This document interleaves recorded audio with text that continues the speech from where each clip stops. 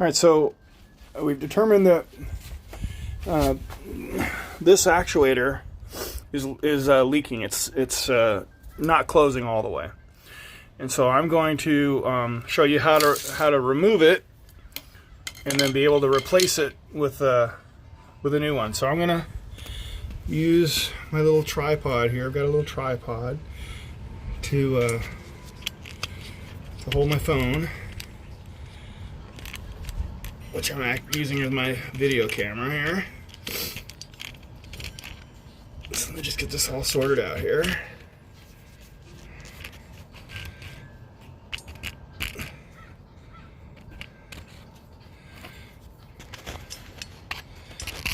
It's a little heavy. There we go. There we go. Seems okay. So good. So now, this is this is a real world thing. I'm not staging this. This is actually my sprinkler that has failed. Now, this has been here a while. It hasn't, I didn't just put this in last month. They usually fail 4 or 5 years later. So getting this off of here is going to be a little bit troublesome. So what you do is, see, what I want to do is I want to get this jar lid thing off of here, but you see how it's shaking all those pipes? And this is all just PVC pipe here.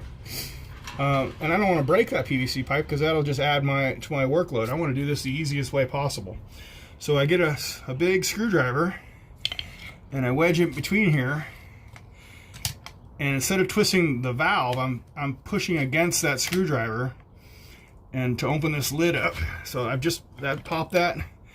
What's called the this is the anti-siphon portion of the valve. So I just released the anti-siphon valve because this little lip right here would interfere.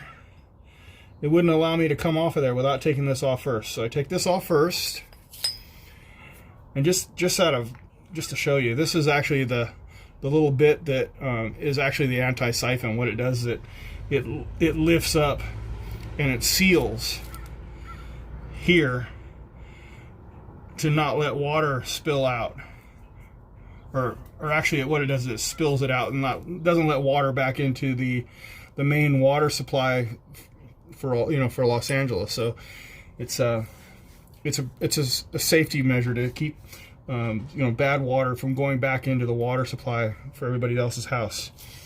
So now that I've gotten that jar lid off, I just call it the jar lid because it kind of looks like a mason jar to me. And then I readjust my wrench and I twist off. Hopefully this is going to come off easily.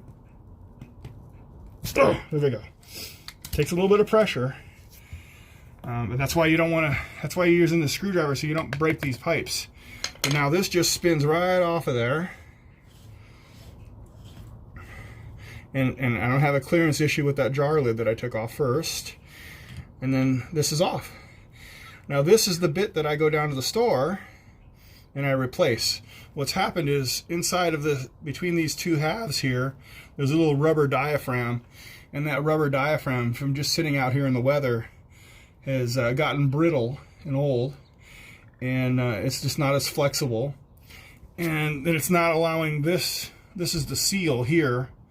So that seal is not actually sealing up because it's not traveling like it should. So either the seal has gone bad or that little rubber diaphragm inside there has gone bad. And so you can replace this thing for about $55. You could also order online the rubber kit and just replace the rubber.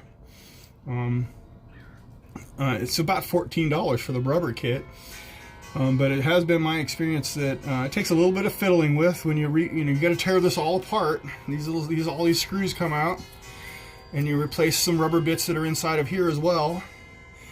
And for $14 versus $55, I think it is for this new actuator. But if you do that, then you save yourself the $40-some dollars. But about half the time when I've replaced just the rubber bits, it seems to fail as well. It doesn't hold up. So anyway, I just wanted to show you how to take that off. Now I got to run off to the store and go get the new one to put right back. I'm just going to put it right here.